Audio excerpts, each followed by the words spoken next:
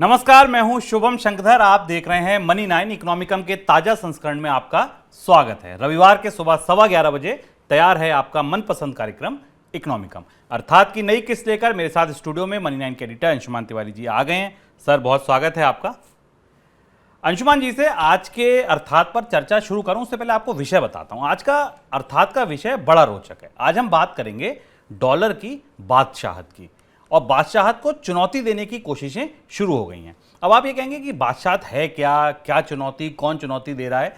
तो इसको आप ऐसे समझिए, आसानी से समझाने के लिए आपको एक उदाहरण लेके आया हूं मैं। वो उदाहरण ये है कि पूरी दुनिया में सबसे ज्यादा कच्चा तेल कौन निर्यात करता है? सऊदी अरब, ठीक है, जहां की करेंसी है रियाल। और खपत के लिहाज से एशिया का सबसे बड़ा बाजार कौन सा है? हम, यानी भारत और चीन। यहां करेंसी कौन सी है? रुपए और युआन। लेकिन क्या आपको पता है कि ना तो सऊदी अपनी करेंसी में ट्रेड करता है, ना भारत अपनी करेंसी में ट्रेड करता है। हम ट्रेड कौन सी करेंसी में करते हैं? ये कारोबार, ये लेन देन कौन सी करेंसी में करते हैं? डॉलर में। और यही डॉलर की बादशाहत है। डॉलर कारोबार की दुनिया का सरताज है, ग्लोबल करेंसी है, कारोबार की करेंसी है, निवेश की करेंसी है। लेकिन अब सवाल यह है कि इससे चुनौती दे कौन रहा है? क्योंकि आज हम जो बात कर रहे हैं अर्थात में, वो ये कर रहे हैं कि डॉलर की बादशाहत को चुनौती देने के प्रयास हो रहे हैं। प्रयास पहले भी हुए हैं। कब हुए हैं ये प्रयास? किसने किए हैं ये प्रयास? ये प्रयास नाकाम क्यों हुए? अब जो प्रयास हो रहे हैं, क्या वो सफल हो पाएंगे? ये तमाम सवाल जो हैं, ये सबका जवाब अंशुमान जी ने इस एक अर्थात में पिरो दिया है। ये तमाम सवालों के जवाब अंशुमान जी से लें अर्थात में, उससे पहले मैं आपको बता दूं इकोनॉमिकम में आज खास क्या होगा, ये कार्यक्रम आगे कैसे बढ़ेगा, उसके बाद अर्थात पे चर्चा शुरू करेंगे।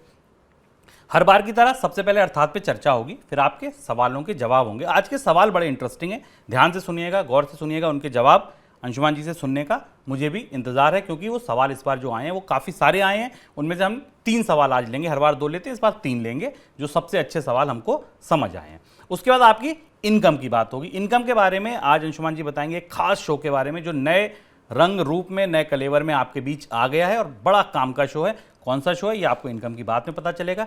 किस्सों की कहानी उसके बाद बताएंगे कि इस बार कौन सा किस्सा लिखा है अंशुमान जी ने, और चलते चलते बताएंगे एक खास किताब के बारे में, क्योंकि पिछली बार बताई थी वेब सीरीज फीफा वाली, वर्ल्ड कप शुरू हो गया, आपने देख ली होगी। इस बार किताब जो अंशुमान जी पढ़ रहे हैं और हमें रिकमेंड करना चाहेंगे, सुझाना चाहेंगे कि आप लोग ये किताब पढ़िए, ये किताब बढ़िया है। तो चलिए, कार्यक्रम पूरा पैक है हर हफ्ते की तरह। शुरुआत अर्थात से करते हैं। सर, सबसे पहले तो यही बताइए कि डॉलर को चुनौती देने की जो सबसे ताजा पेशबंदी है वो चल कहां रही है? इकोनॉमिकम में आप सबका स्वागत है। और पिछले इकोनॉमिकम में आपकी जो प्रतिक्रियाएं हमको मिली वो काफ़ी उत्साहवर्धक है, और उनसे हमें बहुत सारे सवाल और सोचने के लिए नए विषय मिलते हैं। और ये जो आज का सब विषय है, इस विषय का संकेत और सूत्र भी हमें आप ही लोगों ने सौंपा था। जब हम लगातार डॉलर की बादशाहत पर, अंतर्राष्ट्रीय अर्थव्यवस्था में बदलावों पर, करेंसी में चेंजेस पर चर्चा कर रहे थे अलग अलग इकोनॉमिकम के संस्करणों में, तो बहुत सारे लोगों ने सवाल पूछा था कि क्या डॉलर के लिए किसी चुनौती की तैयारी हो रही है। तो आज हम वो पूरा ब्यौरा विस्तार से किस्सों और कहानियों के साथ सजाकर आपके पास लाए हैं, जहां हमें बताएंगे कि अंतर्राष्ट्रीय मुद्राओं के बाजार में डॉलर की बादशाहत क्यों है, और डॉलर की बादशाहत को चुनौती देने की संभावनाएं कहां से बनती दिखाई दे रही हैं। हम आपको संकेत करेंगे कि हमारे पास हमारे मनी 9 के ऐप के ऊपर डॉलर की बादशाहत पर एक पूरा एपिसोड है, जिसका थंब आपको स्क्रीन पर मिलेगा। उसे आप देख लें, तो उसके साथ आप इसे जोड़ पाएंगे और ये समझ पाएंगे कि इसका संदर्भ क्या था। किस्सा शुरू होता है इसी साल सितंबर के दूसरे हफ्ते से शुरू। दिसंबर का दूसरा सप्ताह था। उज़्बेकिस्तान के समरकंद में शंघाई कोऑपरेशन काउंसिल की बैठक हो रही थी। यह संगठन चीन का नाटो माना जाता है। माना जाता है कि चीन का अपना संगठन है, जिसमें दुनिया के देश, वो देश जो चीन के करीब हैं या जिनको चीन बुलाना चाहता है, वो इसमें आते हैं। भारत, पाकिस्तान, रूस, मध्य और दक्षिण एशिया के तमाम देश इसके सदस्य हैं, कुछ ऑब्जर्वर की हैसियत से, कुछ मेंबर की हैसियत से। मूलतः ये संगठन चीन की छत्र छाया में ही चलता है।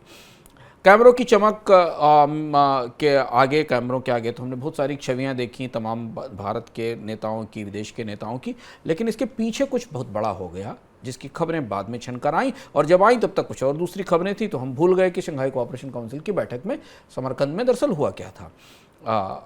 यहाँ हुआ ये कि प्रतिबंध से पूरी तरह ध्वस्त रूस वहाँ पहुँचा। रूस G20 की बैठक में नहीं था, लेकिन सितंबर में समरकंद में शंघाई की बैठक में पहुँचा। वहाँ रूस और चीन ने मिलकर दुनिया में जो नई बिसात बनाने की कोशिश की थी उस पर अपने मोहरे चल दिए। यहाँ एक तीसरा फैक्टर और आया, एक तीसरा देश और भी आया जो समरकंद में शंघाई कोऑपरेशन काउंसिल की बैठक में कम दिखता था पर इस बार दिखा और पूरी धमक के साथ दिखा। उसका नाम था ईरान आया। ईरान, रूस और चीन के बीच समरकंद में एक समझौता हुआ शंघाई कोऑपरेशन काउंसिल के पर्दे के मंच के पीछे, और ये तीनों देश आपस में मिलकर अपनी मुद्राओं में आयात और निर्यात करने पर सहमत हो गए। यानी ईरान की अपनी मुद्रा, रूस की अपनी मुद्रा और चीन की अपनी मुद्राएं एक दूसरे से परिवर्तनीय हो गई और इन्होंने एक किस्म का त्रिकोण बना लिया, जिस त्रिकोण के जरिए रूबल से सामान लेकर ईरान में खरीदा जा सकता था और रूबल से उसका पेमेंट चीन में किया जा सकता था और युआन ईरान के जरिए होकर रूस से कारोबार में चल सकता था। ध्यान रखना ज़रूरी है कि ईरान शंघाई कोऑपरेशन काउंसिल का सदस्य नहीं है। वो यहाँ पर इस जुटान में या इस बैठक में ऑब्जर्वर की हैसियत से बुलाया गया था, लेकिन असली मकसद आने का वहाँ ये था कि इसके जरिए इस गठजोड़ को बनाकर अमेरिकी डॉलर के दबदबे को ताकत दी जा सके। चीन दुनिया की सबसे बड़ी फैक्ट्री और दुनिया का सबसे बड़ा एनर्जी इंपोर्टर, ईरान दुनिया का तीसरा सबसे बड़ा एनर्जी प्रोड्यूसर जो प्रतिबंधों के कारण अपने उत्पादों की बिक्री नहीं कर पा रहा है, और रूस दुनिया का सबसे बड़ा गैस और तेल सप्लायर। ये कॉन्टेस्ट था और इनके केंद्र में थी चीन की मुद्रा युआन, रूबल नहीं, और ईरान की मुद्रा नहीं, बल्कि जो केंद्र में थी वो युआन था। इसी रणनीति का दूसरा चरण 2 महीने बाद नवंबर में आया हमारे सामने। नवंबर में जब शी जिनपिंग को दोबारा उस कम्युनिस्ट पार्टी की तरफ से महासचिव चुना गया और उन्हें चीन की कमान कम्युनिस्ट पार्टी की कमान और चीन की कुर्सी तीसरी बार मिली, तब पाकिस्तान के प्रधानमंत्री नवंबर के पहले सप्ताह में शहबाज शरीफ बीजिंग गए थे। उस बीजिंग की यात्रा में शी की ताजपोशी के बाद पाकिस्तान और चीन की यह पहली बैठक थी जिसमें कि पाकिस्तान का कोई नेता चीन की यात्रा पर गया था। इन दोनों नेताओं की मौजूदगी में चीन और पाकिस्तान के सेंट्रल बैंक्स ने, केंद्रीय बैंकों ने युआन में ट्रेड करने के लिए और क्लियरिंग के समझौते पर दस्तखत किए। शब्द बार बार आएंगे, आपको समझना जरूरी। क्लियरिंग के समझौते बहुत ज़रूरी होते हैं करेंसी में, ताकि आप उन करेंसी को रिकॉग्नाइज कर सकें जिसमें आप भुगतान कर सकेंगे, क्लियरिंग कर सकेंगे। तो पाकिस्तान के सेंट्रल बैंक और चीन के सेंट्रल बैंक ने समझौता किया कि अगर एक दूसरे को कोई सामान भेजा जाएगा तो उसकी क्लियरिंग युआन में पेमेंट हो सकेगा और युआन में उसकी क्लियरिंग हो सकेगी। यानी इसका मतलब ये कि पाकिस्तान अब चाहे तो अपने यहाँ युआन का एक अच्छा रिजर्व बना सकता है और उस रिजर्व के जरिए सामान खरीद सकता है जो कि अभी तक डॉलर में बनता था। चीन पाकिस्तान, हमें पता है कि चीन ने पाकिस्तान में बड़ा निवेश किया है। वो चाइना पाकिस्तान इकनॉमिक कॉरिडोर बना रहा है। इससे पाकिस्तान में एक बड़ा इंफ्रास्ट्रक्चर विकसित हो रहा है। वहाँ सड़क बन रही हैं, पुल बन रहे हैं, मेट्रो बन रहे हैं, बिजली घरों में निवेश किया जा रहा है। पाकिस्तान को जो चीन की मुद्रा मिलेगी, इसमें भी एक तीसरा फैक्टर था। पाकिस्तान को जो चीन की मुद्रा मिलेगी, इसका इस्तेमाल वो रूस से तेल आयात करने के लिए करेगा। यानी यहाँ चीन का युआन पाकिस्तान के जरिए रूस के पास पहुँचेगा। पाकिस्तान इधर आर्थिक संकटों में था, हमें पता है। पाकिस्तान को IMF से बेल आउट मिला। एनर्जी उनके लिए भी सबसे बड़ी चुनौती है क्योंकि दुनिया में ऊर्जा की कीमतें, पेट्रोल और कच्चे तेल की कीमतें महंगी हैं। डॉलर जुटाना मुश्किल है क्योंकि जो भी डॉलर मिला है वो विदेशी मुद्रा भंडार को चलाए रखने के लिए है।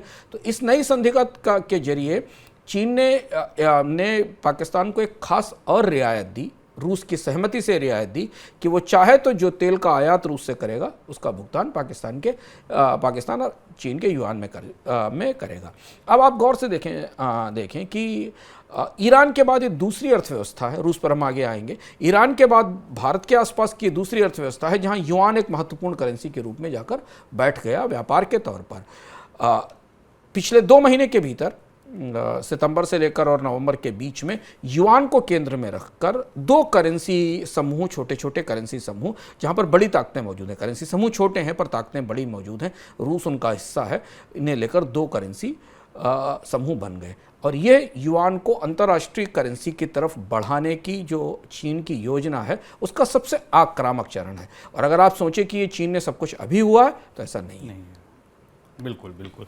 और सर, लेकिन यहाँ पे बड़ा सवाल ये है कि अभी तक बात आपने की जिसमें केंद्र में मुद्रा थी चीन का युआन, क्या केवल युआन ऐसी है या कौन कौन सी ऐसी करेंसियां हैं जो वाकई डॉलर के मुकाबिल हैं, उसके प्रतिद्वंदी उसकी बन सकती हैं? हाँ, 3 करेंसीज पर के आसपास हमारे सामने हमें चर्चा दिखाई दे रही। पहली चीज़ तो ये कि बीते एक दशक में अगर आप देखें तो डॉलर की बादशाहत को, दुनिया के व्यापार में डॉलर केंद्रीय भूमिका रखता है, फिएट करेंसी है, उसे चुनौती देने की 3 कोशिश हुई।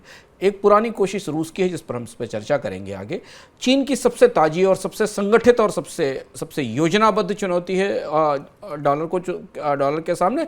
और तीसरी ताजी कोशिश भारत ने शुरू की है, जो कि अभी बहुत ही शुरुआती स्टेज में, और उसमें बहुत सारी तैयारियां और बहुत सारी पेशबंदी की ज़रूरत है, जिसके लिए भारत की अर्थव्यवस्था में अभी शायद वो क्षमताएं नहीं है।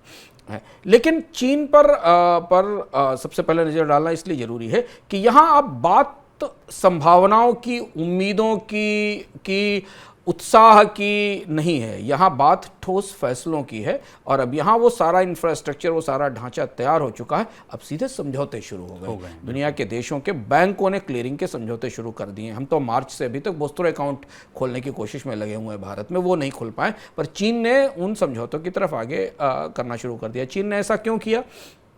एक, चीन के पास पूरी दुनिया के कारोबार में सबसे बड़ी हिस्सेदारी है। दुनिया का हर देश चीन का कंज्यूमर है। चीन के सामान का आयातक उसमें पाकिस्तान भी है, उसमें चीन भी है, उसमें अमेरिका भी है, रूस भी है, यूरोप के देश भी हैं। दूसरा ये कि मुश्किल में फंसे देशों को देने के लिए उसके पास कर्ज है, क्योंकि उसके पास दुनिया में सबसे बड़ा फॉरेक्स रिजर्व है, डॉलर का रिजर्व है। पर डॉलर के साथ चूंकि युआन भी है, तो डॉलर के साथ युआन भी कर्ज दे सकता है। और इसलिए चीन ने डॉलर को चुनौती देने की कोशिश करीब 6-7 साल पहले से शुरू कर दी थी। हमें जानकर आश्चर्य होगा कि चीन दुनिया के उन इकलौते देशों में है जहां उसकी करेंसी की इंटरनेशनलाइजेशन का एक पूरा डिपार्टमेंट है। चीन का जो केंद्रीय बैंक है उसमें एक डिपार्टमेंट है, उसका नाम युआन इंटरनेशनलाइजेशन डिपार्टमेंट है। युआन का अंतर्राष्ट्रीयकरण, युआन इंटरनेशनलाइजेशन डिपार्टमेंट उसको कहते हैं। इसने 2015 में पहली बार ये मुहिम शुरू की थी संगठित रूप से, जब चीन का हाबिन बैंक ने रूस के साइबर बैंक से फिनेंशियल ट्रांजैक्शंस के लिए एक समझौता किया था। रूस के साइबर बैंक का नाम हम शुभम लगातार इधर हाल फिलहाल में प्रतिबंधों के संदर्भ में सुन रहे हैं। रूस के सबसे प्रमुख बैंक के बीच में हाबिन बैंक ने समझौता किया था, और यहाँ से रूस और चीन ने कुछ चुने हुए उत्पादों में और सेवाओं में रूबल और युआन में ट्रेड करना शुरू कर दिया था। और ये दोनों बैंक मिलकर एक दूसरे के भुगतान को प्रोसेस करते थे। चीन ने हांगकांग में युआन का क्लियरिंग सेंटर बनाया। इसके बाद ये दूसरा बड़ा था, क्योंकि आपके पास एक क्लियरिंग सेंटर होना चाहिए जिसमें कि में आपके व्यापार भागीदार से आने वाली मुद्रा को, जो भी पेग मुद्रा हो, चाहे डॉलर हो या कोई करेंसी हो, उससे क्लियर किया जा सके। एक क्लियरिंग सेंटर बनाया।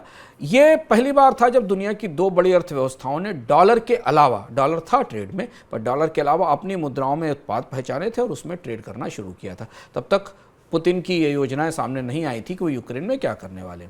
इसके बाद क्या हुआ? दूसरा चरण। इसके बाद चीन ने, जैसे ही ये हो गया, इसके बाद चीन ने सबसे बड़ा काम किया। इसके बाद चीन ने अपनी क्षमताओं का इस्तेमाल करते हुए IMF से पैरवी शुरू कर दी, अंतर्राष्ट्रीय मुद्रा कोष पर दबाव बनाना शुरू कर दिया। दबाव यह था कि चीन को जो प्रमुख मुद्राओं का एक बेंचमार्क ग्रुप है, जिसको हम SDR कहते हैं, जिसको IMF SDR कहता है, स्पेशल ड्राइंग राइट्स, ये बेंचमार्क ग्रुप है, इस ग्रुप में युआन को शामिल किया जाए। यहाँ तब तक अमेरिकी डॉलर, यूरो, येन और पाउंड शामिल थे, युआन शामिल नहीं था। हालांकि ये ग्रुप एक किस्म का तकनीकी ग्रुप है, एक किस्म की करेंसी है। ये इसके जरिए के दुनिया के देश अगर चाहें तो कर्ज ले सकते हैं, पर यह एक ऐसी करेंसी है जिसके बेस पर यह पता चलता है कि अंतर्राष्ट्रीय वित्तीय सिस्टम किन प्रमुख मुद्राओं को महत्व देता है, और इसी SDR को आधार बनाकर दुनिया के देश अपने विदेशी मुद्रा भंडार बनाते हैं। इसलिए आप किसी भी देश के विदेशी मुद्रा भंडार को देखें तो वहाँ अमेरिकी डॉलर, यूरो और येन, पाउंड रहते थे। जब युआन इसमें शामिल हुआ, SDR का इस्तेमाल दुनिया के देश लोन और भुगतान के लिए भी कर सकते हैं। 2016 में IMF ने युआन को सबसे प्रतिष्ठित, सबसे प्रेस्टिजियस करेंसी क्लब में शामिल कर लिया। 2016 में आधिकारिक रूप से युआन SDR बास्केट का हिस्सा हो गया। और सिर्फ हिस्सा ही नहीं हो गया, 2016 के बाद जैसे जैसे चीन का कारोबार दुनिया में बढ़ता चला गया और करेंसी का इस्तेमाल बढ़ता चला गया, 2022 तक ये जो बास्केट थी, ये जो टोकरी थी, इसमें चीन का हिस्सा 6 साल में 11% से बढ़कर 12.28% हो गया। हिस्सा कैसे बढ़ता है? जो करेंसी ज़्यादा इस्तेमाल होती है, जिस करेंसी में ज़्यादा ट्रेड होता है, जिस करेंसी का ज़्यादा लोग विनिमय में इस्तेमाल करते हैं, उसका वेटेज इस SDR बास्केट में बढ़ता जाता है। तो यहाँ से आप ये भी समझ सकते हैं कि चीन ने बहुत तेज़ी से अपनी करेंसी का इस्तेमाल शुरू कर दिया था। अब ये दुनिया में युआन की स्वीकार्यता बढ़ने का दूसरा सबसे बड़ा और प्रमाण था पूरे दुनिया के स्तर के ऊपर। तब तक और आज तक भी भारत चीन का विदेशी मुद्रा भंडार में रिकॉर्ड डॉलर हैं, अमेरिकी डॉलर हैं। चीन की अर्थव्यवस्था की साख पर गहरे सवाल रहते हैं, लेकिन इसके बाद भी चीन के केंद्रीय बैंक ने युआन को दुनिया के केंद्रीय बैंकिंग सिस्टम में शामिल करा दिया था। और दुनिया के केंद्रीय बैंकिंग सिस्टम में शामिल होने का मतलब है कि युआन चाहते ना चाहते दुनिया के विदेशी मुद्रा भंडारों का हिस्सा बन गया, क्योंकि विदेशी मुद्रा भंडार उन्हीं करेंसीज में बनाए जाते हैं जो आमतौर पर SDR का पार्ट होती है, उसका हिस्सा बन गया था। सर, ग्लोबल ट्रेड के लिए एक स्विफ्ट सिस्टम की भी उसका हिस्सा होना भी जरूरी है। चीन ने यहाँ भी जगह बना ली है। हाँ, अब ये दूसरा पहलू था। तो पहली चीज तो हमने देखी कि चीन ने युआन को कैसे अंतर्राष्ट्रीय बैंकिंग सिस्टम की मुख्य धारा में पहुंचाकर स्थापित किया। कोविड के दौरान 2021 की बात है, हम कोविड की सुर्खियों में थे। चीन का जो केंद्रीय बैंक है, PBOC बैंक है, उसने ग्लोबल इंटरबैंक मैसेजिंग प्लेटफॉर्म यानी स्विफ्ट से एक एग्रीमेंट किया। स्विफ्ट वो व्यवस्था है, ये बेल्जियम का संगठन है जो दुनिया भर के देशों के बीच जो इंटरबैंक ऑपरेशंस हैं या जो सामानों का या मुद्राओं का लेन देन या ट्रेड है, उसके मैसेजेस को संचालित करता है। ये किस्म का मेल सिस्टम है। अभी हाल में जब रूस पर प्रतिबंध लगाया गया तो इसी स्विफ्ट से रूस को बाहर किया गया था, यानी रूस के कारोबार का इसमें रिफ्लेक्ट करना बंद कर दिया गया था। जैसे ही अनुबंध हुआ 2021 में शोर शराबे के बीच, चीन ने स्विफ्ट का एक पूरा डेटा सेंटर बीजिंग में बनाया। एक ऐसा डेटा सेंटर स्थापित किया जिसमें स्विफ्ट के जो ट्रांजैक्शंस थे उन्हें चीन से रूट किया जा सकता था, और इसके जरिए जो स्विफ्ट के मेंबर देश हैं उनको ये सुविधा होती है कि वो अंतर्राष्ट्रीय कारोबार पे नज़र रख सकें, उनकी करेंसी में जो कारोबार हो रहा है उसके बारे में पता चला सके। तो ये स्विफ्ट का डेटा सेंटर वहाँ बनाया गया। एक और इम्पॉर्टेंट चीज़ जो चीन ने की अपनी मुद्रा को मुख्यधारा में पहुंचाने के लिए, वो कि चीन का जो युआन है या की जो करेंसी है, वो बैंक ऑफ इंटरनेशनल सेटलमेंट के लिक्विडिटी कार्यक्रम का हिस्सा है। ये तकनीकी है पर जानना जरूरी है। ये एक ऐसा सिस्टम है जो दुनिया के कई देशों के बीच सहमति से बना हुआ एक बैंक है जो कर्ज में फंसे देशों को अलग अलग तरह से मदद करता है, और इसे बैंक ऑफ इंटरनेशनल सेटलमेंट का एक लिक्विडिटी कार्यक्रम चलाता है। इस व्यवस्था के तहत इंडोनेशिया, मलेशिया, हांगकांग, सिंगापुर और चिली, ये 5 देश साथ आए और इन्होंने 75 अरब युआन का एक पूरा फंड क्रिएट किया। इस फंड के तहत अब ये युआन का जो फंड क्रिएट किया, इसमें चीन ने सबसे ज़्यादा कंट्रीब्यूशन किया। ये इन देशों को, Indonesia, Malaysia, Hong Kong, Singapore, Chile में अगर उन्हें ज़रूरत होगी तो इस फंड से वो पैसा ले सकेंगे, इससे कर्ज ले सकेंगे। दूसरा ये कि ये फंड जो bank of international settlement of liquidity का सिस्टम है, इस फंड का इस्तेमाल सदस्य देश मॉर्टगेज के तौर पर भी, क्रेडिट के तौर पर भी कर सकते हैं। अगर दुनिया के किसी बैंक से उनको कर्ज लेना है और इसके वो मेंबर हैं तो इसे दिखाकर उन्हें दुनिया के बैंकों से कर्ज मिल जाएगा। तो अब क्या कि 3 तरह से युआन की पेशबंदी हमको दिखती है इस समय दुनिया के नक्शे के ऊपर। एक, ईरान, रूस, पाकिस्तान के बीच एक ट्राइपार्टाइट त्रिपक्षीय समझौता हो गया।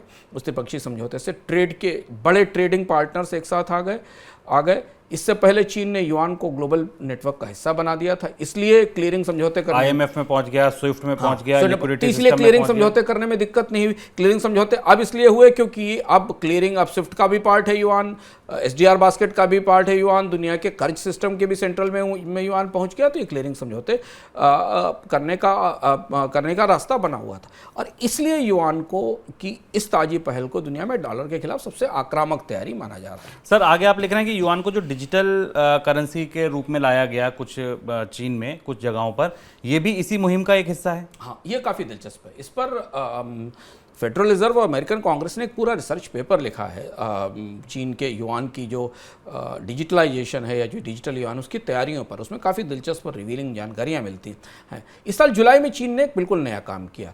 चीन ने अपने कुछ खास शहर जिसमें Shanghai, Guangdong, Shaanxi, Beijing, Zhejiang, Shenzhen, कोंगादो और निंगबो में एक पेमेंट सिस्टम लॉन्च किया, एक नया पेमेंट सिस्टम लॉन्च किया जो सेंट्रल बैंक के डिजिटल युआन पर आधारित है। ये सारे शहर चीन में व्यापार का प्रमुख केंद्र हैं। जो भी चीन का प्रमुख एक्सपोर्ट होता है वो इन शहरों से होकर जाता है। दुनिया भर के ट्रेडर यहाँ आते हैं, यहाँ से सामान लेकर जाते हैं। ये अलग अलग उत्पाद, सेवा और कच्चे माल और तैयार माल पुर्जों के सप्लाई के प्रमुख केंद्र हैं। कुछ फिनांस सेंटर हैं, कुछ टेक्नोलॉजी सेंटर हैं, कुछ इलेक्ट्रॉनिक्स के सेंटर हैं, कुछ कमोडिटीज़ के सेंटर हैं। इस सिस्टम के जरिए चीन ने वहाँ आने वाले सारे ग्राहकों को इस बात के लिए प्रेरित किया कि वो युआन में अपनी करेंसी लेकर आएँ और युआन में अपना क्लियरेंस यहाँ से करा लें इस पेमेंट सिस्टम के जरिए। ये अपने तरीके का पहला डिजिटल करेंसी सिस्टम था जिसमें दुनिया का कोई भी देश अपनी करेंसी लाकर युआन में ट्रेड कर सकता था और यहाँ से उसके क्लियरिंग का लाभ उसको मिल सकता था। और इसलिए जब हम पिछले साल इस बात पर चौंक रहे थे और दुनिया में बहुत सारे लोग सवाल उठा रहे थे कि चीन ने अचानक बिटकॉइन और क्रिप्टो पर इतनी सख्ती क्यों शुरू कर दी, कंपनियों के यहाँ छापे मारकर उनके काम बंद करा दिए, सारा बिटकॉइन जो 2019 तक जिसका गढ़ था चीन, वो सारा क्रिप्टो का कारोबार 6 महीने में समेट कर भगा दिया चीन ने। तो उसकी सबसे बड़ी वजह ये थी कि जब तक वो नहीं हटता तब तक ये डिजिटल करेंसी का पेमेंट सिस्टम बन के तैयार नहीं होता। तो जो चीन की अपनी डिजिटल करेंसी आने वाली थी जिसकी तैयारी चल रही थी, उसे लाने के लिए चीन से बिटकॉइन और क्रिप्टो को ख़त्म करना पूरी तरह से ज़रूरी था। क्रिप्टो की दुकानें बंद करने के बाद चीन ने दूसरा काम किया। एक तो ये अपने पेमेंट सिस्टम बनाया जिसके बारे में मैंने बताया। इसके बाद चीन ने हांगकांग, थाईलैंड और अमीरात के साथ अब डिजिटल करेंसी में ट्रांजैक्शन शुरू कर दिए हैं। यानी अगर आप अमीरात के साथ वो कोई ट्रेड कर रहे हैं तो वहाँ पर डिजिटल युआन से पेमेंट किया जा सकता है, जो नॉर्मल स्विफ्ट सिस्टम से अलग होगा। स्विफ्ट सिस्टम से तो आपके पेमेंट उस तरह से आते हैं जैसे आप डॉलर में पेमेंट करते हैं, तो यहाँ से पेमेंट शुरू किया जा सकता है। इसके साथ एक और काम किया है कि युआन ने इंटरनेशनल बैंक का, चीन ने बैंक ऑफ इंटरनेशनल सेटलमेंट है, ये बैंक दुनिया के देशों के बीच कर्ज के मामले निपटाने में और मदद देने में करता है। यहाँ चीन ने एक ग्लोबल सॉवरेन डिजिटल करेंसी का प्रस्ताव भी रखा है जिसको लेकर काफ़ी हलचल है पूरी दुनिया में। चीन का कहना है कि अब एक सॉवरेन डिजिटल करेंसी बनाई जानी चाहिए जिसको पूरी दुनिया इस्तेमाल कर सके और वो किसी देश की ना हो, वो डॉलर ना हो, वो युआन ना हो, वो रूबल ना हो। एक ऐसी ग्लोबल करेंसी बनाई जाए जिसका इस्तेमाल दुनिया के सारे देश कर सकें। तो युआन की तैयारी आपने देख ली, चीन की तैयारी आपने देख ली, समझौते हो गए, IMF पहुंच गए, SDR का पार्ट हो गए, स्विफ्ट सिस्टम में शामिल हो गए। जितने अंतर्राष्ट्रीय ऐसे सेंटर्स हैं, चाहे वो कर्ज देने वाले, चाहे इंपॉर्टेंट करेंसी की निगरानी करने वाले, सब में युआन ने अपने को दाखिल करा लिया, हर स्कूल में एडमिशन ले लिया। अब ये चुनौती दे पाएगा या नहीं दे पाएगा ये हम आगे समझें, इसमें कितनी ताकत है युआन में ये हम आगे समझें। इससे पहले एक और कोशिश के बारे में समझते हैं। आप सर कह रहे हैं कि इससे पहले रूस ने भी ये कोशिश की थी, भारत तीसरा, भारत पे फिर आते हैं। पहले रूस बताइए, रूस ने ये कोशिश कब की थी, फेल हुई, पास हुई, क्या हुआ, उसकी गति क्या हुई? पुतिन भी ये चाहते थे, पुतिन भी ऐसा चाहते थे कि रूबल को किसी तरह से दुनिया के कारोबार की मुख्य धारा में शामिल किया जा सके और दुनिया के देशों की अपनी मुद्राओं के साथ रूबल को ट्रेडेबल बनाया जा सके और डॉलर की जो हेजिमोनी है, डॉलर की जो ताकत है, उसे चुनौती दी जा सके। रूस में की तैयारी दरअसल चीन से पहले शुरू हो गई थी क्योंकि रूस के पास यूरोप का एक बड़ा बाजार था जहाँ वो डॉलर में एक्सचेंज करता था, डॉलर और यूरो में एक्सचेंज करता था। 2014 में जब यूक्रेन और क्रीमिया पर शुरुआती हमला किया था रूस ने और उसके बाद जब उस पर प्रतिबंध लगाए गए थे, तब से रूस ने ये तैयारी शुरू कर दी थी कि वो डॉलर से अलग रूबल के कारोबार का कोई एक बड़ा नेटवर्क, पैरेलल नेटवर्क बनाए। क्योंकि पुतिन की योजनाएं बिल्कुल साफ थीं कि वो इस युद्ध को लंबा खींचेंगे। अभी क्रीमिया में हैं, कल यूक्रेन पर हमला करेंगे क्योंकि उन योजनाओं के तहत चल रहे थे। तो उसके लिए उन्हें डॉलर पर निर्भरता सीमित करने की ज़रूरत थी क्योंकि प्रतिबंध लगने का खतरा था। इसमें यही वजह थी कि जब यूक्रेन में इस साल हमला शुरू हुआ, उससे पहले तक 2020 के अंत तक 2021 की शुरुआत तक रूस ने अपने विदेशी मुद्रा भंडार में अमेरिकी डॉलर का हिस्सा बिल्कुल आधा कर दिया था। 50% विदेशी मुद्रा भंडार रूस का जो फॉरेक्स रिजर्व था वो डॉलर में नहीं था, गोल्ड में या बाकी करेंसीज में था। जुलाई 2021 में रूस के वित्त मंत्री ने ये ऐलान किया कि रूस का जो भी सॉवरेन डेट डॉलर में है, डॉलर डिनोमिनेटेड डेट जो भी ले रखा है रूस के देश की कंपनियों ने, रूस की सरकार ने दुनिया के बाजारों से ले रखा है, उसे ख़त्म कर दिया जाएगा। ये उस वक्त जब अनाउंसमेंट हुआ था शुभम, तो 185 बिलियन डॉलर का डेट ऐसा था, ऐसा कर्ज था रूस के ऊपर जो डॉलर में लिया गया था। जैसे कि हम भारत की कंपनियां ग्लोबल डिपॉजिटरी रिसिप्ट या ADR जारी करती हैं, बॉन्ड जारी करती हैं, इनका डॉलर में भुगतान होता है। इसी क्रम में रूस ने भारत के साथ, चीन के साथ, टर्की के साथ रूबल में कारोबार की कोशिश भी शुरू की थी। नतीजा ये हुआ कि 2000 ये कोशिशें कहीं सफल हुई, कहीं असफल रहीं। 2020 में ब्रिक्स देशों में 2020 में ब्रिक्स देशों के साथ रूस के निर्यात में डॉलर का जो हिस्सा था वो घट के 10% रह गया, क्योंकि रूस ने एग्रेसिवली अपनी एनर्जी को, अपने मिनरल्स को ब्रिक्स देशों को बेचना शुरू किया था और ये कोशिश की थी कि रूबल में पेमेंट किया जा सके। तो डॉलर का रोल धीमे धीमे इन अर्थव्यवस्थाओं के कारोबार में घटकर 10% रह गया, जो 2013 में 95% था। काफ़ी तेज गिरावट आई क्योंकि रूस ने डिस्काउंट पर सस्ता सामान इन देशों को देना शुरू किया था, जैसा हम अभी हाल में भी देख रहे हैं कि तेल और फर्टिलाइज़र, ये सारी चीज़ें कुछ देशों को दिया जाता है। इसी क्रम में 2015 में रूस ने अपना क्लियरिंग सिस्टम बनाया जो कि स्विफ्ट का जवाब था। इस क्लियर सिस्टम का नाम मीर था। रूस ने स्विफ्ट के जवाब में अपना एक SPFS सिस्टम बनाया। ये रशिया के ब्रिक्स कंट्रीज़ को होने वाले निर्यात का में करेंसी का कंपोजिशन देखें तो आपको दिखाई देगा 2000 तुलना के में 2020 तक आते आते डॉलर कितनी तेज़ी से नीचे गिरता है, ये इस चार्ट में दिखाई दे सकता है।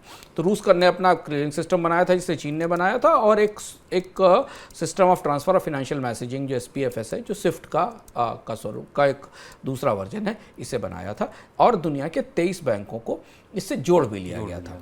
लेकिन इसके बाद जो दुस्साहस कहें या जो रणनीतिक रूप से जो फैसला रूस के राष्ट्रपति व्लादिमीर पुतिन ने लिया और उन्होंने यूक्रेन पर हमला किया, उसके बाद प्रतिबंध ने रूस की आर्थिक ताकत बुरी तरह तोड़ दी। बाजार से बिल्कुल बाहर हो गया, रूबल की स्थिति इतनी खराब टूटी कि अब रूस की वो योजना रूबल को मुख्य धारा में लाने की सफल नहीं हो सकी। वास्तविकता शुभम ये है कि रूस अब पूरी तरह युआन की जकड़ में है। रूस की डोमिनेंट करेंसी, रूस की ट्रेडिंग में डोमिनेंट करेंसी युआन होने वाली है। तो चीन ने इसका हर तरह से लाभ उठाया। चीन ने रूस को बाजार भी दिया अपना माल बेचने के लिए, जो कि यूरोप में प्रतिबंधों के कारण नहीं जा पा रहा था, और चीन ने निवेश भी दिया। जो कंपनियां छोड़कर गई थीं अपनी एसेट्स, उनको लेने के लिए चीन की कंपनियां रूस पहुंच गई। यूरोप की सारी कंपनियां पिछले 1 साल में वहां से बाहर निकल कर पहुंच गई। रूस के विदेशी मुद्रा भंडार में इस समय युआन का हिस्सा 17% है और सबसे बड़ा हिस्सा है। और फिलहाल चीन रूस का सबसे बड़ा ग्राहक भी है और चीन का सबसे बड़ा संकट मोचक भी है। इस समय उसका सबसे बड़ा ट्रबल शूटर चीन ही है। हमें पता है कि यूरोप से जो कंपनियां गई हैं उसके बाद वहाँ पर जो एसेट्स हैं वो बहुत सस्ती हैं। उन कंपनियों के एसेट्स को चीन की कंपनियां खरीद रही हैं, और दुनिया के बैंकों ने एक तरीके से अपने आपस में एक दूसरे को जो वो नोट्स भेजते हैं या जो प्रस्ताव देते हैं, उनका एक कहना है कि रूस का युआनाइजेशन शुरू हो चुका है। रूस अगले 3-4 साल में युआन मेन करेंसी के तौर पर इन्फ्लुएंस में आ जाएगा, यानी रूबल की इतनी ताकत नहीं होगी। रूस का युआनाइजेशन हमारे सामने शुरू हो रहा। तो रूस की कोशिश इस युद्ध के कारण काफ़ी कमज़ोर पड़ी, और चीन को एक बड़ा एनर्जी मार्केट है जिसके पास बहुत एनर्जी है, बहुत सारे मिनरल्स हैं, कई सालों तक, अगले कई दशकों तक दुनिया की आपूर्ति के लायक एनर्जी है, गैस है, उस बाजार में युआन की पहुंच बनाने का मौका मिला। चलिए, तो ये थी रूबल की तैयारी। शुरू हुए, सिस्टम बनाया, 23 बैंक जोड़े, सब कुछ हुआ और फिर कर लिया युद्ध, और जो कुछ कराया था वो सब डूब गया। और अब स्थिति ये आ गई है कि रूबल ग्लोबल करेंसी छोड़ी अपने देश की करेंसी भी नहीं बन रही है, युआन वहाँ ज़्यादा हावी हो रही है। अब आते हैं भारत पे, हमने क्या कोशिश की, हमारी गाड़ी कहाँ तक पहुँची? भारत तीसरी अर्थव्यवस्था है जिसने डॉलर के बजाय रुपए में कारोबार की कोशिश की है। अभी हमें पता है कि अभी प्रयास बिल्कुल चर्चा में है। रूस के साथ भी कारोबार पूरी तरह से स्थापित नहीं हो पाया। भारतीय बैंकों को तमाम हिचक हैं। अभी तो मंजिल बहुत लंबी है। स्विफ्ट जैसी क्लियरिंग सिस्टम बनाना, बाकी चीज़ें बनाना, ये सब बहुत लंबी रास्ता है। भारत की सबसे बड़ी दुविधा ये है कि भारत के बैंकों की सबसे बड़ी दुविधा ये है कि जो सबसे बड़े आयात भारत के हैं, सबसे बड़े टॉप इंपोर्ट्स हैं, भारत का सबसे बड़ा टॉप इंपोर्ट है ऑयल, गैस, कोयला, इलेक्ट्रॉनिक्स, गोल्ड, ये जिन देशों से आता है वहाँ पर डॉलर में ही भुगतान करना होता है, वहाँ अमेरिकी डॉलर में ही भुगतान होता है। चीन के साथ रणनीतिक तौर पर युआन के साथ कोई समझौता नहीं हो सकता, क्योंकि चीन के साथ हमारे रिश्ते उस तरीके के नहीं हैं। तो भारत की तैयारियां अब शुरू हो पाई हैं, जिन्हें आगे बढ़ने में, आगे चलने में काफ़ी समय लगेगा। ये तैयारियां धीमे धीमे जब दुनिया के कुछ देश भारत से सामान लेना शुरू करेंगे तब जाकर निर्धारित होंगी। और आमतौर पर निर्यात करने की क्षमता रखने वाले देश करेंसी की ताकत ज़्यादा रखते हैं। जिनके पास ज़्यादा निर्यात की क्षमता होती है वो शायद दुनिया के देश उन पर ज़्यादा निर्भर होते हैं। आयात करने वाले देशों के लिए करेंसी की ताकत बना पाना थोड़ा मुश्किल होता है। तो भारत के लिए तो दिल्ली अभी दूर नहीं, बहुत दूर है, इसको छोड़ो। अब सर आपकी पूरी बात सुन के जो समझ आया वो थोड़ी मोड़ी जो दम है वो है युआन में। युआन हो सकता है कि डॉलर की बादशाह को थोड़ी बहुत मतलब चुनौती दे पाए। कितनी ताकत है युआन की? हाँ, युआन की ताकत एक बड़ी बात है। युआन की दो तरीके की ताकत है। करेंसी के आधार पर हम पहले देखें तो एक दूसरा तस्वीर दिखती है, और राजनीतिक रूप से, कूटनीतिक रूप से युआन की क्षमताओं को देखें तो हम अलग देखते हैं।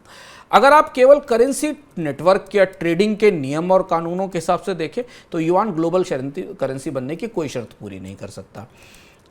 एक तो दुनिया में इन्वेस्टमेंट में युआन का हिस्सा डॉलर की तुलना में ना के बराबर है। जब आप कैपिटल इन्वेस्टमेंट की बात करते हैं तो युआन कहीं नहीं ठहरता। दुनिया की सारी डिनोमिनेटेड करेंसीज अभी जो भी निवेश हैं वो या तो यूरो में है या डॉलर में है।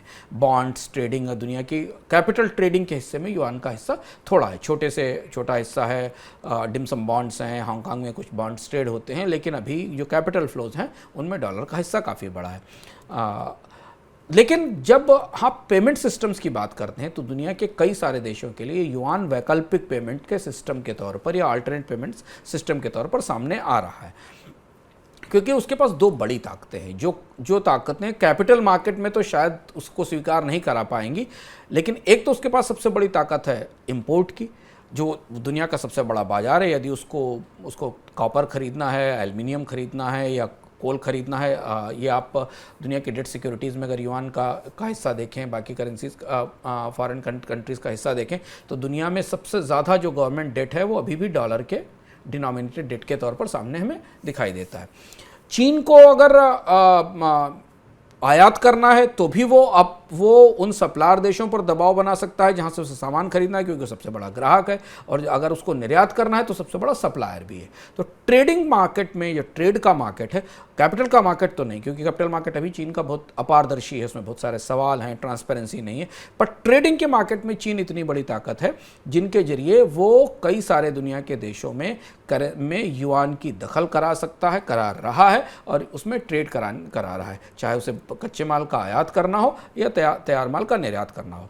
जैसे कुछ आंकड़े पकड़ें, सबूत देखें तो हमें समझ में आएगा। 2021 में युआन में नॉन फिनेंशियल, हम फिर कह रहे हैं कैपिटल साइड से सबसे बड़ी कमजोरी है युआन की, क्योंकि चीन की अर्थव्यवस्था फिनेंशियली ट्रांसपेरेंट नहीं है।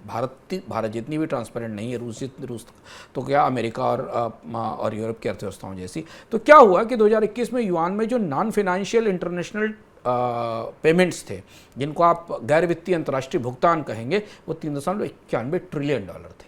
यानी 3.91 ट्रिलियन डॉलर का कारोबार, भुगतान, सामान खरीदने में, बेचने में, कमोडिटी खरीदने बेचने में, टेक्नोलॉजी खरीदने बेचने में युआन में हुआ है। ये चीन के केंद्रीय बैंक का आंकड़ा बताता है, उनके विभाग का आंकड़ा बताता है। ट्रेड के लिए जो भी पेमेंट्स किए जा रहे हैं उनमें युआन पेमेंट्स की ग्रोथ 15% सालाना की दर से बढ़ रही है। जो ट्रेड पेमेंट्स हो रहे हैं, दुनिया के देश आपस में जो सामान खरीदते हैं, जो चीन से सामान खरीदते हैं, उसमें युआन के इस्तेमाल का इस्तेमाल 15% की दर से बढ़ा रहा है। 2017 से युआन के बॉन्ड ग्लोबल बॉन्ड इंडेक्स का हिस्सा हैं। इसमें निवेश, युआन के जो बॉन्ड अलग से ट्रेड होते हैं उनमें निवेश 2021 में करीब 60% हुआ है। लेकिन ये वो बॉन्ड हैं जो अंतर्राष्ट्रीय बाजार में ट्रेड होते हैं, जो चाइना के बॉन्ड ट्रेड होते हैं उनमें निवेश हुआ है। लेकिन जो चाइना में कैपिटल ट्रेडिंग है, चाइना में जो पूंजी आती है, उसमें भी डॉलर का हिस्सा सबसे बड़ा है। यहाँ से हमें दिखता है कि दुनिया में जो वित्तीय मुद्रा और व्यापारिक मुद्रा, ये दो अलग अलग ध्रुव बनते दिखाई दे रहे हैं। ट्रेडिंग करेंसी एक हो सकता है, एक अलग पावरफुल करेंसी हो, और फिनेंशियल करेंसी या कैपिटल के रूप में इस्तेमाल होने वाली दो करेंसी हो। दूसरे विश्व युद्ध के बाद हमने देखा कि अमेरिकी डॉलर दोनों ही इस जगह अपना राज करती थी। ट्रेड में भी सबसे बड़ी करेंसी थी और इन्वेस्टमेंट में भी सबसे बड़ी करेंसी थी, और आज भी वही स्थिति हमारे सामने है कि दुनिया का सबसे अधिकांश ट्रेड भी डॉलर में होता है और कैपिटल भी ज़्यादा होता है। चीन दुनिया का सबसे बड़ा व्यापारी है। अमेरिका तब दुनिया का सबसे बड़ा व्यापारी भी था और बाद में सबसे बड़ा निवेशक भी हो गया। चीन इस समय दुनिया का सबसे बड़ा ट्रेडर है। इसलिए चीन ने पिछले 2 साल में, चीन के केंद्रीय बैंक ने, इतनी लंबी सूची है उसमें, चीन के केंद्रीय बैंक ने यूरोप का सेंट्रल बैंक, इंग्लैंड के सेंट्रल बैंक, सिंगापुर की मॉनेटरी अथॉरिटी, जापान का सेंट्रल बैंक, इंडोनेशिया का सेंट्रल बैंक, कनाडा का सेंट्रल बैंक, लाओस का सेंट्रल बैंक, कजाकिस्तान का सेंट्रल बैंक और बहुत और भी छोटे छोटे देश हैं, इनके साथ युआन में क्लियरिंग और स्वैप के एग्रीमेंट कर लिए हैं। ये युआन क्लियरिंग स्वैप के एग्रीमेंट ये बताते हैं कि ये देश युआन में अपने देश के, इनके देश के आयातक या निर्यातक अगर कोई सौदा युआन में करना चाहेंगे तो इन देश के बैंक उन्हें युआन खरीदने के लिए उपलब्ध कराएंगे। जैसे आप जब भारत से कोई सौदा करते हैं तो भारत में डॉलर आपको रिजर्व बैंक अवेलेबल कराता है, बिल्कुल, कोई आयात करने के लिए, एक्सपोर्ट करने के लिए।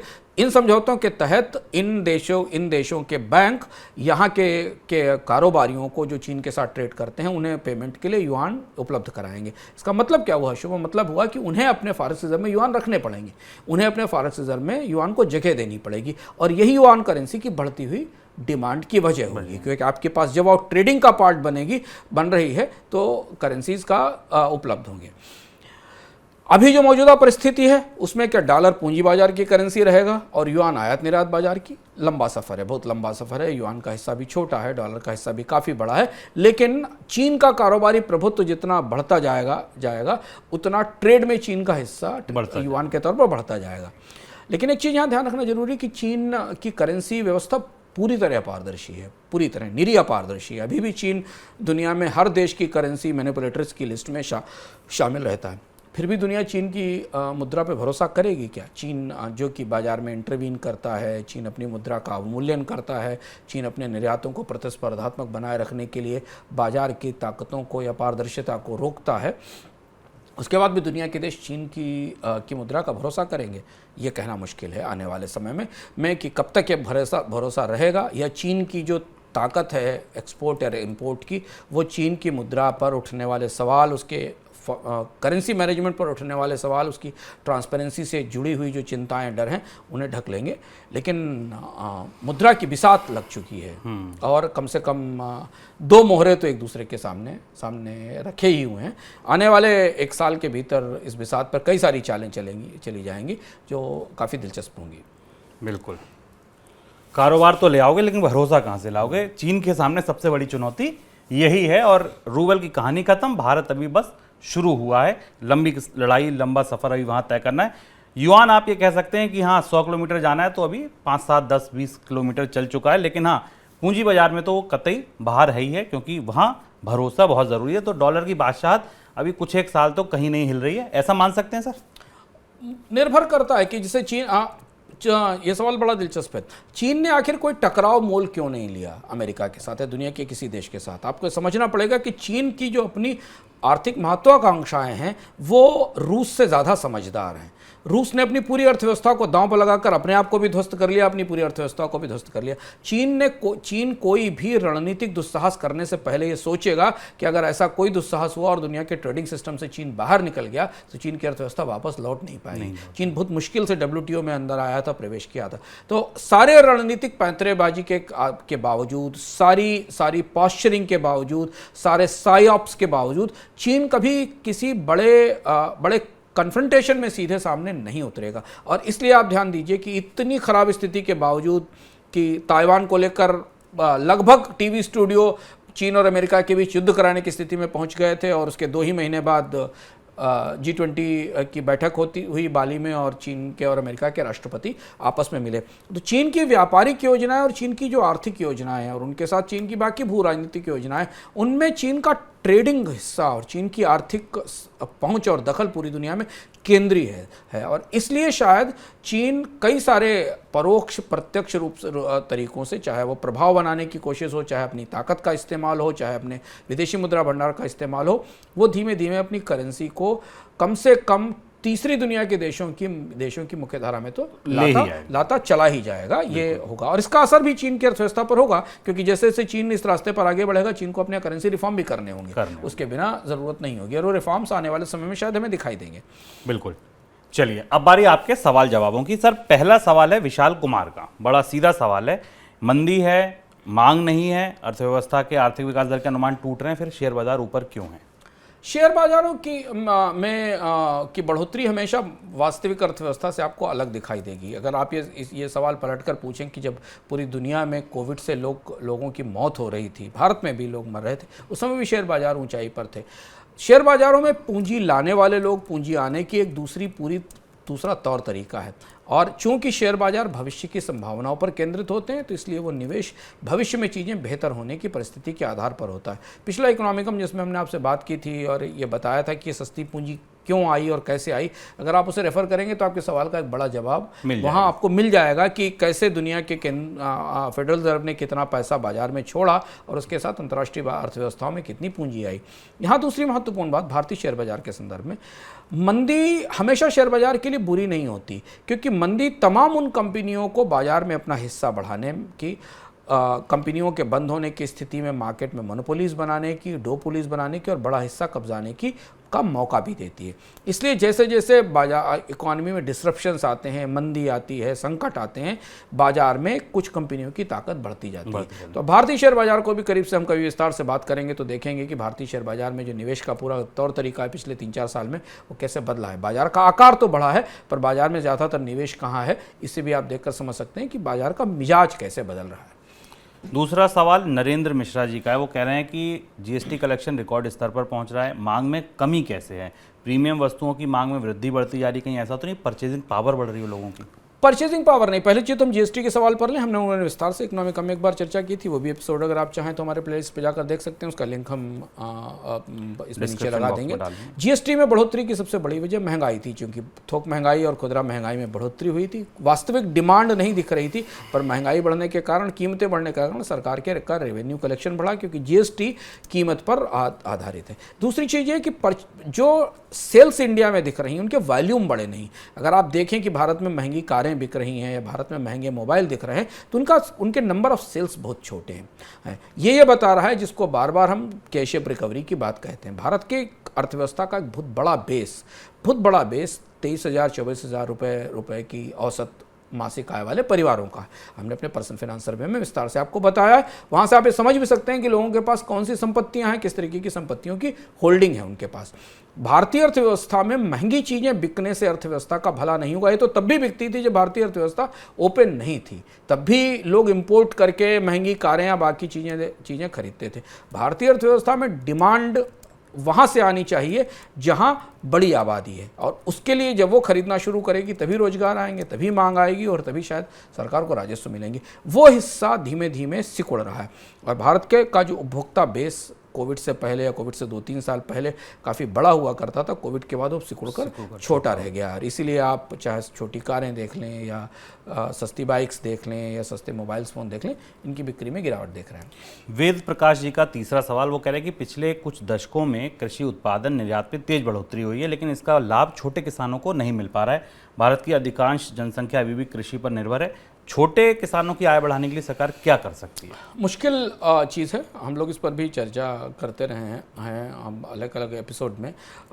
छोटे किसानों की समस्याएं थोड़ी जटिल हैं। एक तो सबसे बड़ी समस्या ये कि भारत की कृषि क्षेत्र का पूरा ढांचा सरप्लस प्रोड्यूस करने पर आधारित था, ज़्यादा से ज़्यादा उत्पादन करने पर आधारित था, और सरप्लस के कारण भारतीय अर्थव्यवस्था ने अधिकांश समय में पिछले 10-12 सालों में कृषि उत्पादों की कीमतों में कोई बड़ी बढ़ोतरी नहीं देखी, डिफ्लेशन देखी। अभी जो ताजी हम बढ़ोतरी देख रहे हैं इसी साल की बढ़ोतरी, और उसका असर भी हमें इसलिए नहीं दिखाई दे रहा है क्योंकि छोटे किसानों को वो प्राइसेस नहीं मिल पाते जो प्राइसेस बड़े किसानों को मिलते हैं। और शायद यही बात थी, इसी वजह से सरकार को भारत में किसानों को किसान सम्मान निधि जैसा ट्रांसफ़र करना पड़ा, बावजूद इसके कि आप सस्ती बिजली भी है, सस्ती खाद भी है और बहुत सारी सुविधाएं देते हुए भी। कृषि अर्थव्यवस्था में जो बड़ी इनकम वृद्धि आएगी वो दो ही तरह से आ सकती है।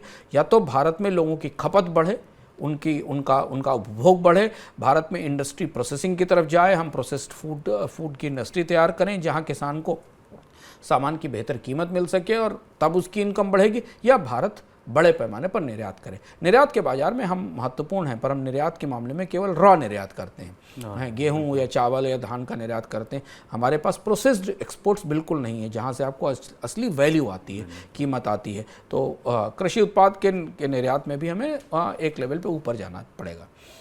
तो ये थे आपके सवालों के जवाब। सर, अब बात इनकम की। इनकम के सेगमेंट में क्या कुछ खास है? मनी 9 के ऐप पर आप मौजूद हैं। हमारे पास एक शो है जिसको आप अक्सर देखते रहे, बहुत सारे लोग पसंद करते रहे, जिसका नाम है फॉर्मूला गुरु। हमने इसका फॉर्मेट चेंज किया और इसे हम नए तरह से लेकर आए हैं। हम इसमें शेयर बाजार में और म्यूचुअल फंड में निवेश के उन महत्वपूर्ण तौर तरीकों और सिद्धांतों पर चर्चा करते हैं जिन्हें जानना आपके लिए ज़रूरी है। और अगर अभी तक आपने फार्मूला गुरु के पिछले एपिसोड्स नहीं देखे हैं और आने वाला एपिसोड तो ज़रूर देखिए, नहीं देखें तो जाकर देख लीजिए। जैसे हमने उसमें बताया कि कंसिस्टेंट कंपाउंडर कैसे होते हैं, ऐसे स्टॉक्स कैसे चुने जो आपको लंबे समय के लिए लगभग कंपाउंडिंग जैसा प्रॉफिट देते हैं, जो कि आपको एक सिप देती है। जब बाजार में बुरी तरह उतार चढ़ाव हो तो कैसे अपने जोखिम को सीमित रखने वाला पोर्टफोलियो बनाएं, और इस तरीके के कई महत्वपूर्ण सैद्धांतिक सवाल जो आपके दिमाग में आते हैं, व्यवहारिक रूप से उनको कैसे लागू करें, आपके पोर्टफोलियो में कितनी ताकत है इस उतार चढ़ाव को झेलने के लिए। इसे समझाने के लिए हम हमारे इस विशेष शो को फार्मूला गुरु को जरूर देखें। उसमें उसे विपुल सिंह प्रस्तुत करते हैं और उनके साथ होते हैं एक शानदार एक्सपर्ट जो आपको पूरे विस्तार से बताते हैं कि ऐसे माहौल में आपकी निवेश की रणनीति क्या हो। और हम उसमें ऐसे इस तरीके के एपिसोड आगे लेकर आएंगे जो आपकी योजनाओं के आधार पर, आपके इंश्योरेंस के आधार पर, आपकी पेंशन की योजना के आधार पर, आपके परिवार में पढ़ाई के आधार पर शेयर बाजार को कैसे आप इस्तेमाल कर सकते हैं, बच्चे की पढ़ाई के लिए शेयर बाजार में निवेश को कैसे इस्तेमाल कर सकते हैं, ऐसी चीज़ें हम उस में लेकर आएंगे। फार्मूला गुरु इस बार ज़रूर देखें। चलिए, तो फार्मूला गुरु देखने की सलाह इस बार इनकम के सेगमेंट में। सर, किस्तों के सिक्के में क्या नया लिखा? इस बार चर्चा चीन पर है, और किस्तों के सिक्के में भी मैं आपको एक दिलचस्प रास्ते की जानकारी दे रहे हैं। वो दिलचस्प रास्ता खुला नवंबर में, जब रूस का एक कंटेनर नॉर्थ सी रूट से, आर्कटिक सी के रास्ते से चीन गया, और इसके साथ पूरी दुनिया में एक बड़ी हलचल शुरू हो गई आर्कटिक सी रूट को लेकर। वहाँ क्या हो रहा है, चीन वहाँ कैसे बड़ा दखल कर रहा है, यदि रूस पर बड़े प्रतिबंध लगते हैं तो क्या रूस और चीन के बीच कारोबार इस रास्ते से होगा? इस रास्ते का इतिहास बेहद दिलचस्प है। जमे हुए समुद्र से होकर अलास्का और साइबेरिया के बीच से रास्ता चीन तक सामान लेकर आता है और एशिया के बाज़ारों तक सामान लेकर आता है। यहाँ काफ़ी कुछ हुआ है पिछले 1-1.5 महीने के भीतर, और इससे ज़्यादा हो चुका है इससे पहले इतिहास में। किस्तों के सिक्के में इस बार इस नए रास्ते की खोज पर हम बात करेंगे। चलिए, तो ये थी बात इस बार किस्तों के सिक्के की। सर, किताब और बता दीजिए बस चलते चलते, कौन सी पढ़ी आपने नया? अगर आप लोग सिनेमा के शौकीन हैं, और ख़ासतौर से हॉलीवुड सिनेमा के अब तो बहुत सारे लोग देखते हैं, तो इन फिल्मों के नाम तो आपने ज़रूर सुने होंगे। Jaws, Kill Bill, Inglourious Basterds, The Host, Desperado. आपको नाम, अगर आपने ये फिल्में सुनी, क्योंकि अपने दौर की सबसे मशहूर फिल्में थी। इन फिल्मों को बनाया था क्वारंटीन टैरेंटिनो ने, और उनकी पहली किताब आ गई, और हॉलीवुड में उस किताब की बड़ी चर्चा है। किताब अभी हमारे पास उपलब्ध हुई है। उन्होंने पहली बार ये किताब लिखी लंबे समय के बाद। इस किताब का नाम है सिनेमा स्पेकुलेशन। इस किताब को से क्वारंटीन टैरेंटिनो जो खास किस्म के डायरेक्टर हैं, जिन्होंने पूरी पीढ़ी को प्रभावित किया अपनी एक्शन और पावरफुल फिल्मों से, उनके क्या संस्मरण हैं, उन्होंने कैसे सिनेमा को करीब से देखा, ये किताब इस हफ्ते मैं पढ़ने की कोशिश करूँगा। कुछ नया मिला तो आपको ज़रूर बताऊँगा। चलिए, तो ये था हमारा फुली पैक्ड इकोनॉमिकम इस हफ्ते का। पूरी उम्मीद है आपको पसंद आया होगा। खूब सारे सवाल भेजिए, खूब सारे सुझाव भेजिए। इकोनॉमिकम में आप क्या बदलाव चाहते हैं? हम सारे शोज़ को अब नए कलेवर में लेकर आने वाले हैं। कुछ सुझाव हैं अगर आपके इस कार्यक्रम को लेकर, तो वो भी हमको भेजिए, हम लागू करेंगे इनको भी। फिलहाल दीजिए इजाज़त, नमस्कार।